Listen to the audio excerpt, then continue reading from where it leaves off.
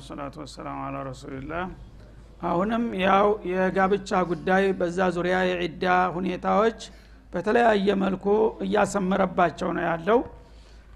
ላጁናህ አለይኩም በእናንተ ላይ ወንጀል የለም፣ ላኢስማ አለይኩም ማለት ነው። ጁናህ ማለት እንጠለቅቱም ኒሳ ሴቶችን ከፈታችሁ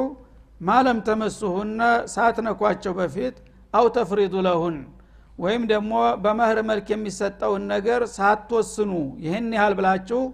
ግልጽ ሳትናገሩ በፊት ብትፈቷቸው ተፍሪዱ ለሁን ፈሪዶተን ማለት መህር የተወሰነ መህር ሳትመድቡላቸው በፊት ብትፈቱ መፍታታችሁ ወንጀል የለበትም ይላል። እንግዲህ ሰዎች በማህበራዊ ህይወት የተለያዩ ችግሮች ያጋጥማሉ።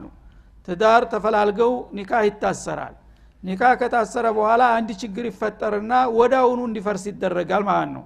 ሳይገናኙም በፊት። አንዳንድ ጊዜም ደግሞ መህሩ ይሄን ያህል ነው ተብሎ ግልጽ ሳይነገር በፊት ያው መህር እንዳለ ይታወቃል በጥቅሉ። ግን ይሄን ያህል መህር ከፍላለሁ ብሎ ሳይናገር መግለጫ ሳይሰጥ እንዲሁም ደግሞ ግንኙነት ሳይደረግ አሁን ኒካህ ታሰረ፣ አሁን አንድ ነገር ምክንያት ተፈጠረና መለያየት አለባቸው ተባለ። በዚህ መልክ ቢፋቱ አስፈላጊ ከሆነ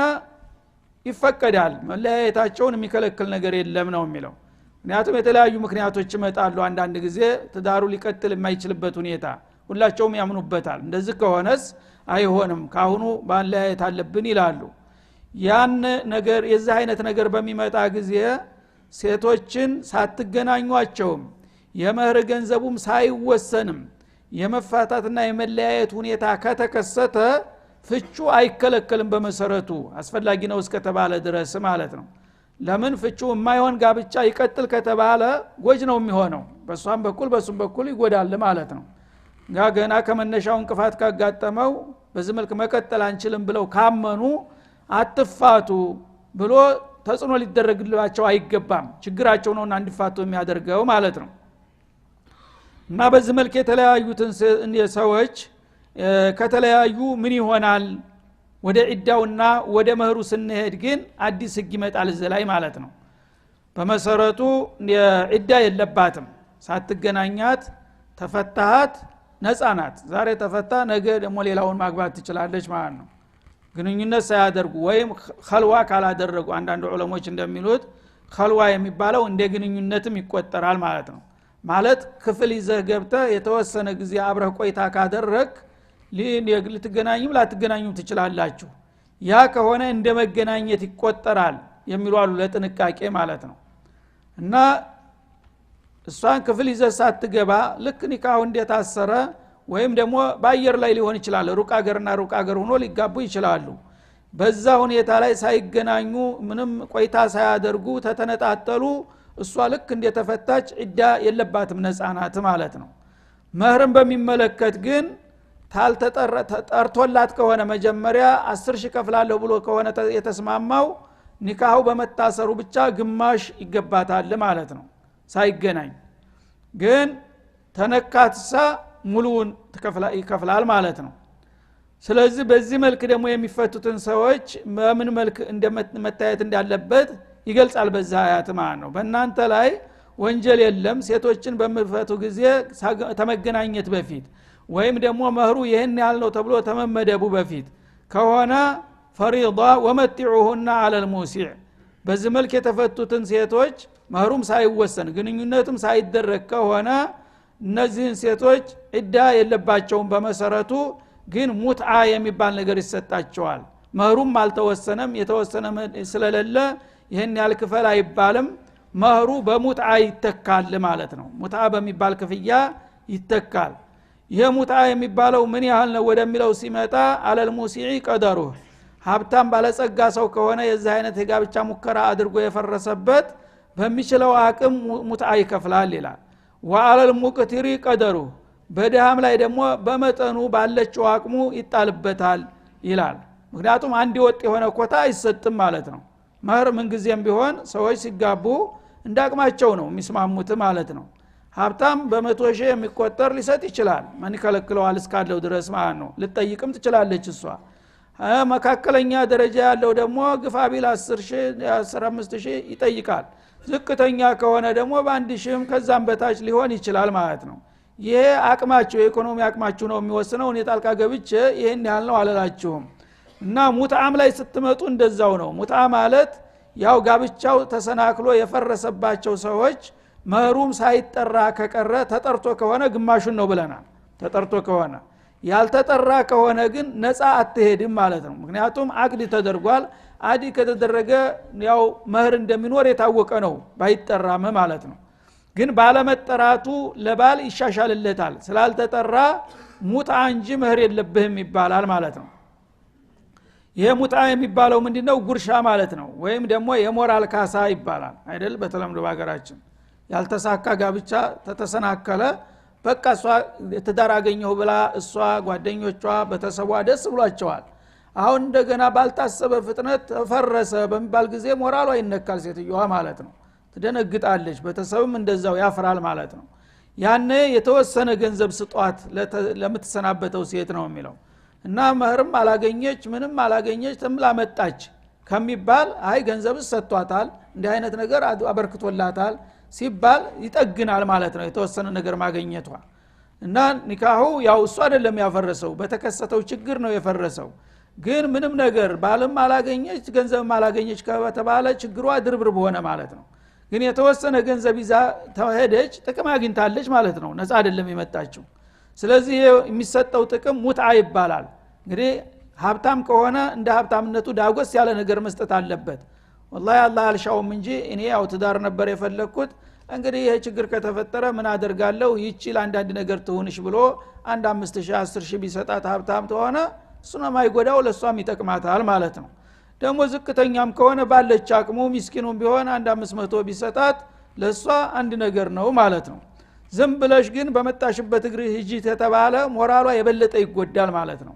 ምክንያቱም እሷም ቢሆን በአቅሟ የተወሰነ ነገር አውጥታ ተበድራ ምን ብላ ተማምራ ተቋቁላ መጣለች ያ ነገር ያሳፍራታል ማለት ነው የተወሰነች ነገር ካገኘች ግን ምንም ቢሆን ያው ገንዘብ አግኝቻለሁ ብላ ራሷን ታጽናናለች ይሄ ሁሉ እንግዲህ ሳይቀር ነው አላህ Subhanahu Wa Ta'ala የሰዎችን ስሜት የሚከታተለው ማለት ነው እና ይሄ ሙትዓ ምን ያህል ነው ወደሚለው ሲመጣ ግን ይሄን ለእናንተ ትቸዋለሁ አለል ሙስዒ ቀደሩ ወአለል ሙቅቲሪ ቀደሩ ሀብታምም እንደ ሀብታምነቱ ኑሮ የጠበበበት ደካማውም እንደ አቅሙ ብቻ መስጠት አለበት የሚለውን ጥቅል ሐሳብ እንጂ ምን ያህል እስጥ የሚለውን እናንተ ገምግማችሁና ራሳችሁ ይሄን ያህል ብሰጥ ይበቃል የምትሉትን ነው የምትሰጡት ማለት ነው እና ሰው ቢሰማው እገሌ ይሄን ያህል ሰጣት ተብሎ ቢነገር ባያስገርም እንኳን የማያሳፍር መሆን አለበት ማለት ነው እንግዲህ ሰው ማህበረሰቡ ያቃል አቅምህን አንተ የታወቀ ሀብታም ከሆንክ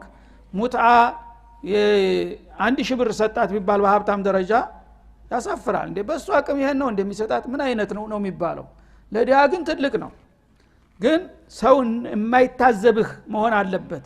ደረጃህን ጠብቀህ ከፍ ያለ ደረጃ ላይ ከሆንክ ከፍ ያለ ነገር ስጣት እዛ ጊዜ ማሻአላህ ጀዛሁላሁ ኸይር ጥሩ አድርጓል የሚባል መሆን አለበት ማለት ነው ዳም ደግሞ እንዳቅሙ ባለችው አቅሙ ምን ያህል እንደሆነ ያቃል ጎረቤት በተሰብ እሱ ይሄን ያህል ሰጠ ከተባለ የለውም አቅም በቂ ነው ለሱ ይባላል በዚህ መልክ ተሰጣችሁ በቂ ነው ይላል ማለት ነው ወአለል ሙቅቲሪ ማለት ወአለል ፈቂሪ ያው ኑሮ የጠበበበት ደካማ አፍተጀ ሆነው ሰውዬ እሱም ባለችው አቅሙ ታበረከተ እንደ ሀብታሞቹ ካልሰጠህ ተብሎ አይወቀስም ማለት ነው መታአን ቢልማዕሩፍ እና በአጠቃላይ በሰጩም በተቀባዩም ዘንዳ መልካም ነው በቂ ነው ተብሎ የሚገመት የሆነ ስጦታ መስጠት አለባችሁ ሐቀን አለል ሙህሲኒን እና በጎ አድራጊ በሆኑ ሙእሚኖች ላይ ይሄ አላህ ዋጅብ አድርጎባቸዋል እና ሴትን ዝም ብለህ አምጥተህ ዝም ብለህ መመለስ የለብህም ማለት ባትጠቀምባት እንኳን አሁን እንግዲህ አልተገናኘህም ምንም ያገኘው ነገር የለም ግን ሙህሲን የሆነ ሰው ሁልጊዜ ክብሩን ይጠብቃል የሰውንም ሞራል ይጠብቃል እና ምን አደረገችልኝ ተሄደች ትሂድ ማለት የለብህም የተወሰነ ነገር ስጣት ይሄ ከሆነ አላህ ዘንዳ ወረታን ታገኛለህ ሙህሲን የሚል ራሱ ሽልማት ማዕረግ ስም ሰጠህ ማለት ነው ይሄን ካላደረክ ግን ሙሲእ ነህ ማለት ነው አስከፊ ነህ በአላህ ዘንዳ ትዝብት ወድቆብሃል እና ሙህሲን በሆኑት ባሮች ላይ ይሄንን ዋጅብ አድርጌ መድቤባቸዋለሁና ጋብቻ የተሰናከለባቸው ከሆነ ለእንደዛ ለሚሰናበቱ ሴቶች የሞራል ካሳ መስጠት ይኖርባቸዋል ይላል ማለት ነው ወእን ጠለቅቱሙሁነ ሚን ቀብል አን ተመሱሁን አሁንም ደግሞ ሳትነኳቸው ግንኙነት ሳይደረግ ከፈታችኋቸው ወቀድ ፈረድቱም ለሁነ ፈሪዷ ግን ከፊተኛው የሚለየው ቀደም ሲል መህሩን ጠርታችሁላቸዋል መህሩ 10,000 ነው ተብሎ ተስማምታችሁ ነበር ኒካሁ እንደታሰረ እንደገና መፍረስ አለበት ተባለ ፈረሰ ይሄ ከሆነ ግን እንደ ቅድሙ ሙትዓ ሳይሆን የተወሰነው መህር ግማሽ ይሆናል ፈኒሱ ማፈረድቱም አንተ ራስህ ተስማምተህ ይሄን ያህል ከፍላለሁ ብለህ ወስነሃል የዛ ግማሽ ትጠይቅበታለህ ማለት ነው ምክንያቱም እሷ ዝግጁ ናት መጣለች ራሷን አስረክባለች በተፈጠረው ችግር ግን እንዳይሆን ከሆነና ከፈረሰ እሷ መጀመሪያ 10,000 እኮ መህር ተከፍሏታል እየተባለ በቤተሰብ ተወርቷል ስለዚህ 10,000 ከከፍሎት ያበቃ እንደገና ባዶ መንጣት የለባትም ማለት ነው ስላልተጠቀምክባት ግን ይቀነስልሃል አላህ ግማሹን ትከፍላለህ ግማሹ ይቀራል ዘመድ ተሁለት ማለት ነው ይሄ ከሆነ ያው ኒካሁ ሳይሳካ ቀርቶ መጣች ግን ግማሽ መህር አግኝታለች ከተባለ ቤተሰብ ደስ ይለዋል ማለት ነው እና ፈኒሱ ማፈረዱቱም መጀመሪያ ጠርታችሁት ከሆነ የዛ የወሰናችሁት ግማሽ መክፈል ይኖርባችኋል ይላል ይሄውም ደግሞ የሚኖርባችሁ ኢላ አንያዕፉን ሴቶች በገዛ ፍቃዳቸው ይቅርታ እስካላሉ ድረስ ነው ይላል አንዳንድ ሴቶች ደግሞ የክብራቸውን የሚጠብቁ አሉ ባልተጠቀመበት ነገር ለምን አስከፍለዋለሁኝ ትልና እኔ ትዳር ነበር እንጂ የፈለኩት ያንተ ገንዘብ ምን ያደርግልኛል ልትል ትችላለች ማለት ነው እኔ ገንዘብ አልፈልግም የዛ ጊዜ ክብር ታገኛለች እሷ ደግሞ ገንዘብ አልፈልግም ብላ መጣይ ከተባለ ሌሎች በጉጉት ይጠብቋታል ማለት ነው እና እሷ ይቅርታ ብላ አፉ ብላ ከሄደች ችግር የለም አንተ ግን ለመክፈል ዝግጁ መሆን አለብህ ማለት ነው አው ያዕፉ الذي بيده عقدة النكاح ወይም ደግሞ የጋብቻው ውል በእጁ የሚቋጠርለት ሰውዬ ይቅርታ አላለ በስተቀር ይላል ይሄ ሁለት አይነት ትርጉም ይኖረዋል አንደኛ ባል ማለት ነው የጋብቻው ውል በእጁ የሚቋጠርለት ባል ነው አንተ ራስህ አፉ ታልክ ደግሞ ጨምረህ መስጠት ትችላለህ ማለት ነው መጀመሪያ 10,000 ብለህ ቃል ገብተህ ነበር አሁን ትዳሩ ፈረሰ በሚፈርስ ጊዜ እሷም እኔ ትዳር እንጂ ያንተ ገንዘብ ምን ያደርግልኛል ብላ አፉ ታለችህ ነፃ ልትለቅህ ትችላለች ማለት ነው አንተም ደግሞ በደግነት እንደዛው እኔስ ቢሆን የገንዘብ ሰው አይደለሁም በተፈጠረው ችግር እንጂ አንቺን ማከበር ፈልጋለሁኝ እንዲያውም ያልኩሽን በሙሉ ሰጥቼሻለሁ ማለት ትችላለህ ማለት ነው ይሄን ካደረክ የተከበርክ ሰው ትሆናለህ ማህበረሰቡ ያወድሳል እሱኮ እንደዚህ ነው ሲባል ተገንዘብ የበለጠ ክብር ነው በህብረተሰቡ የምታገኘው ማለት ነው ስለዚህ ወይ አንተ አፉ ትላለህ ወይ እሷ አፉ አለች ከሁለት አንዳችሁ ይቅር ካላችሁ እሷም አልፈልግም ካለይ በፍቃዷ ነው የተወችው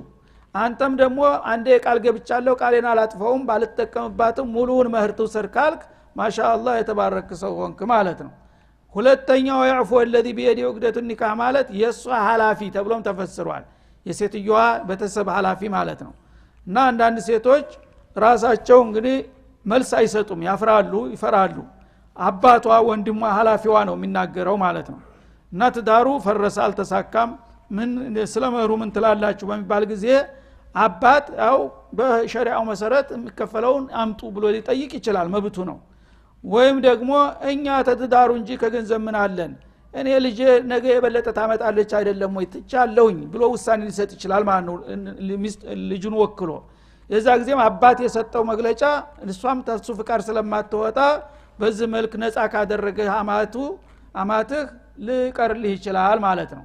እና የመጀመሪያው ነው አብዛኛዎቹ የሚመርጡት ባል ራሱ በሙሉ የሰጠ የቃል የገባውትን ሰጣለው ካለ በሙሉ መስጠት ይችላል ሚስት ደግሞ ግማሹንም አልፈልግም ጨርሶ ይቅርልህ ካለች ሊቀር ይችላል የሚለው ነው የተሻለው ማለት ነው ወአን ተዕፉ አቅረቡ ሊተቅዋ ይላል ለሁላችሁም መመክራችሁ ግን ይቅር ማለታችሁ ለተቅዋ ያቀርባችኋል ይላል ገንዘብ ላይ አታተኩሩ ሰዎች ብዙ ጊዜ ገንዘብ ላይ ነው የሚያተኩሩት ማለት ነው እና ሚስትም ባልተሳካ ጋብቻ ይሄን ያህል መህር ተቀብል የመጣውኝ ከምትይ ምትቸለት መጣውኝ ብቲ ነው ክብር የሚሰጥሽ አንተም ደግሞ ያው አልተሳካም መህርም ቀረልኝ ተምትል መህሩን ቃል ገብቻለሁ ጎበዝ የቃሉን አያጥፈም ሰጥቻታለሁኝ ብትል ሁለታችሁም ብትከባበሩ አፉ ብትባባሉ እሱ ነው የሚመረጠው በኔ በኩል ይላል ምክንያቱም በሁለታችሁም በኩል በሰውም በአላህም ዘንዳ ክብር ታገኛላችሁ አፉ በተባባላችሁ ራስ ወዳድና ስግብግብ ሲሆን ግን ለጊዜው ገንዘብ ያገኘ ይመስለዋል በህብረተሰቡ ዘንድ ግን ትዝብት ላይ ይወድቃል እሱ እኮ በገንዘብ ነው የሚንገበገበው ሲባል ለወደፊት ተጽዕኖ ያደርግብሃል ታሪክህ ይበላሻል ማለት ነው ግን በሁሉ ነገር አንተ ይቅር በመትል ጊዜ ደግ ሰው ነው እሱ እኮ በቃ የቁም ነገር ሰው ነው እየተባለ በህብረተሰቡ ዘንድ ሚዛን ይኖርሃል ማለት ነው ወአንታፉ አቅረቡ ሊተቅዋ የሚለው ግን አሁን ለሁለታቸውም ነው ባልም ይቅር ግድ የለም አንቺ ተጠቀሚ እኔ ብከፍል አይጎዳኝም እሷም ደግሞ ባልተጠቀምክበት ለምን ትከፍላለህ ይቅር ብያለሁኝ ብላችሁ ብትከባበሩ ይሄ በእኔ ዘንዳ ሁላችሁም ወደ ተቅዋ ያቀርባችኋል ሁላችሁም አላህን ፈርታችኋል ተከባብራችኋል እኔም ደግሞ መፈቅደውና መመርጠው ይሄን ነው ይላል ወላ ተንሰው الفضل بينكم እና በመካከላችሁ ትሩፋትን አትዘንጉ ሰዎች ሁልጊዜ ተገንዘብ የበለጠ ክብራቸውን ነው ሊሳሱለት የሚገባው እና ክብራቸውን በጥሩ ሁኔታ የታዋቂነት በህብረተሰቡ ሲያተርፉ ከዛ የበለጠ እድሜ ልካቸውን የሚጠቀሙበት እድል ያፈራሉ ይሄ ነው ለእናንተ የሚጠቅማችሁና መከባበርና አንተ ትብስ አንቺ ትብስ ማለትን አትዘንጉ ይላል ኢነላህ ቢማ ተዕመሉነ በሲር አላህ Subhanahu Wa Ta'ala አሁንም በመሰሩት ነገር ጥልቅ ተመልካች ነውና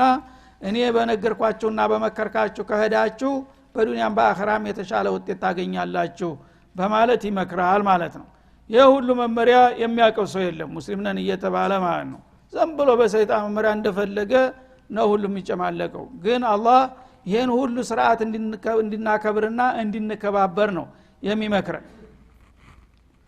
حافظوا على الصلوات والصلاة الوسطى وقوموا لله قانتين ይላል ከዚህ ቀጥሎ ባልታሰበ ፍጥነት ማርሹ ቀየረ ስለ ማህበራዊ ጉዳይ ነበር አሁን የመጣው ማለት ነው በቀጥታ ወደ ዒባዳ መጣ ድንገት ማለት ነው እና حافظوا على الصلوات በስግደቶቻችሁ ላይ ጠብቁ والصلاة الوسطى በተለይም በታላቋ ስግደት ላይ ልዩ ትኩረት ስጧት ይላል ማለት ነው ውስጧ ማለት ፉድላ ማለት ነው ወይም እንደ ቃሉ መካከለኛዋ ልትለውም ትችላለህ በመካከለኛዋ ሶላት ወይም በታላቋ ሶላት ላይ የበለጠ ጥንቃቄ አድርጉ ወቁሙ ሊላሂ ቃኒቲን ስትሰግዱ ደግሞ እንዲሁ ዝም ብሎ መገተሩ ብቻ ሳይሆን ለአላህን የፈራችሁና ልባችሁን ለሱ ያስገዛችሁ ናችሁ መቆም አለባችሁ ይላል ማለት ነው ይሄን በዚህ መልኩ አሁን የሶላትን ጉዳይ እዚህ ማህበራዊ ጉዳይ ፍች ላይ ዒዳ ላይ መህር ላይ ማከል አምጥቶ መናገር ምንድነው የሚያመለክተው ሰዎች ብዙ ጊዜ እንደዚህ አጨቃጫቂ ነገሮች ላይ ማህበራዊ ጉዳዮች ሲመጡ ሐሳባቸው ይረበሻል ማለት ነው ደራ ጥል ፍች ጋብቻ የሚባል ነገር ሲመጣ ሐሳቡ ይረበሻል አንዲ ሰው እና በዚህ በተለያየ ሐሳብ በግርግር ላይ በሚሆንበት ጊዜ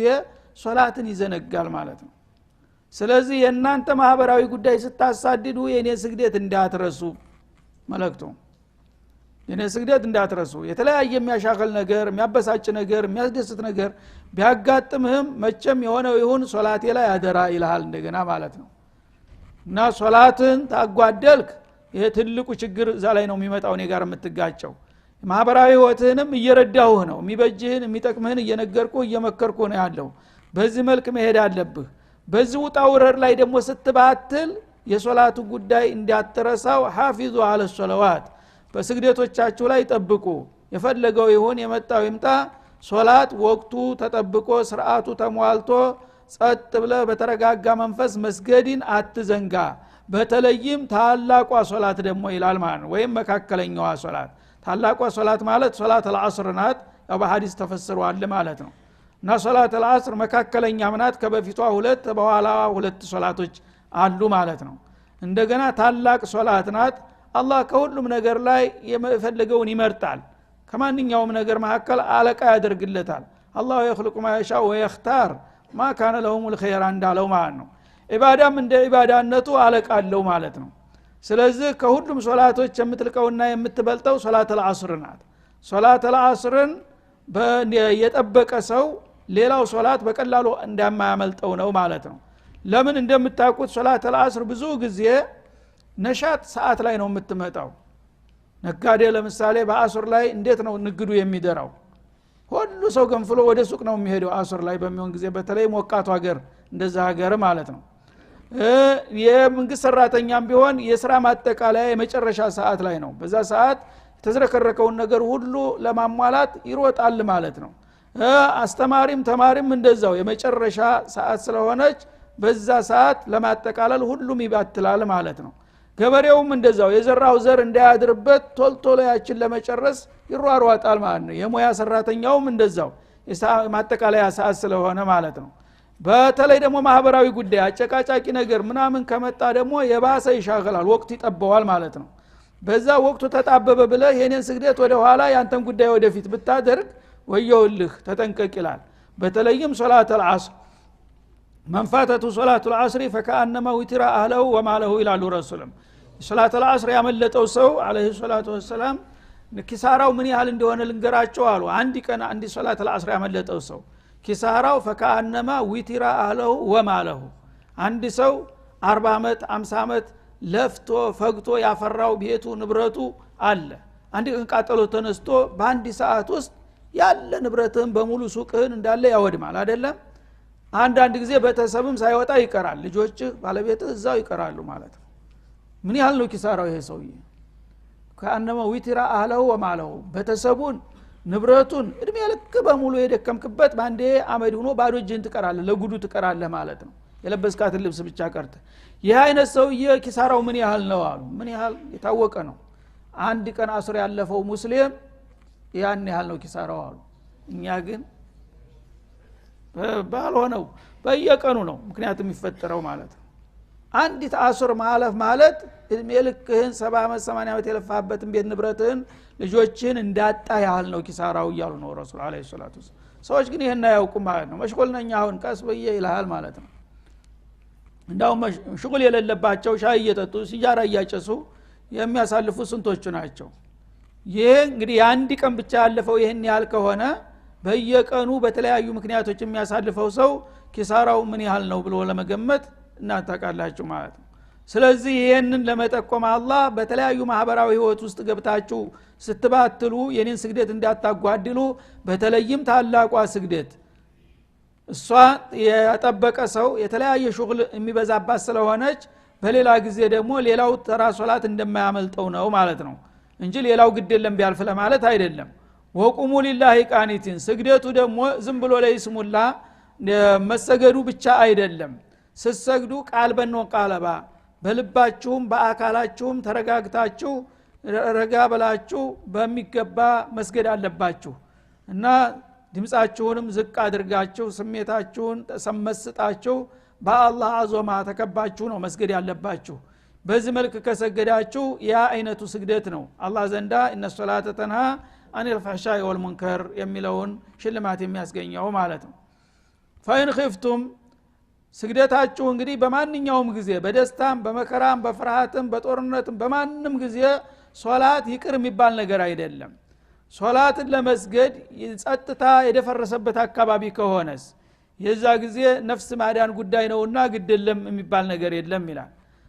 ፈኢን ኺፍቱም ጥላት መጥቶባችሁ ስጋት ላይ ብትወድቁ ፈሪጃለን አው ሩክባንን ሶላት መስገድ አይቀርም። ይሄ ዑዝር አይሆንም። ለምሳሌ በአሁኑ ጊዜ ወንድሞቻችን ሱሪያ ያሉት 24 ሰዓት ፈንጂ ነው በየደቂቃው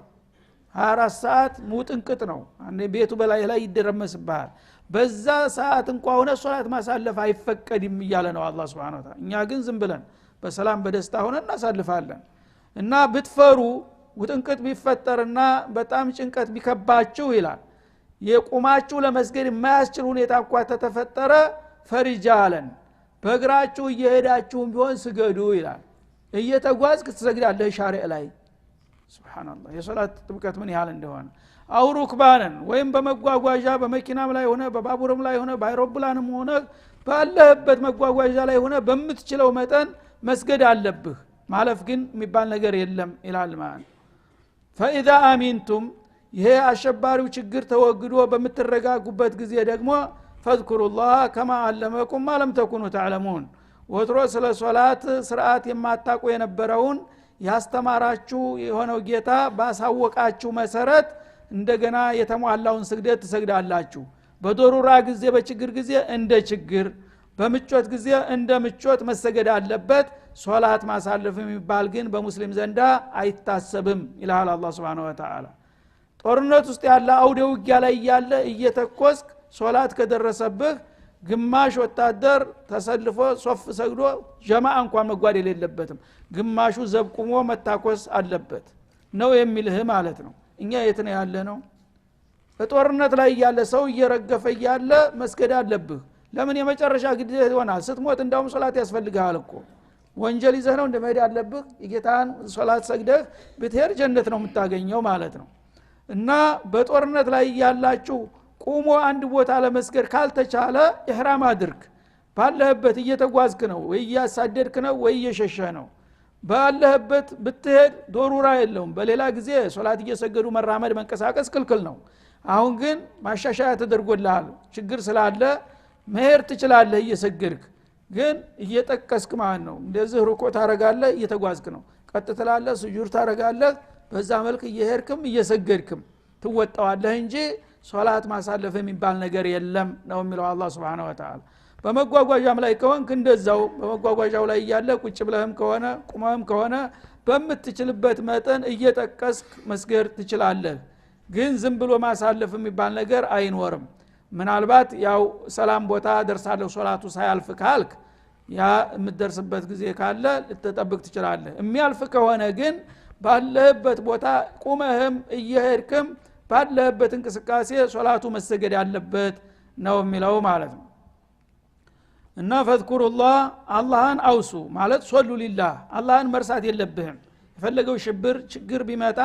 ጌታ ጋራ አላቃ መጠንከር አለበት በዚህ በጦርነትና በውጥንቅጥ ላይ ያለህ ሞት ከመጣብህ የኢዳህን ሳትከፍል ከሞት ከዛ ደግሞ ችግር ነውና የሚጠብቅህ ሶላት ግን በማንኛውም ጊዜ የፈለገው ማአት ይፍላ ስገድ ነው የሚልህ ማለት ነው ከማ አለመኩም እንዳስተማራችሁ ትሰግዳላችሁ ጸጥታው ተተረጋጋ በኋላ ይሄንን የጉዞ ሶላት እንደ ደንብ አድርገህ እንዳትከተል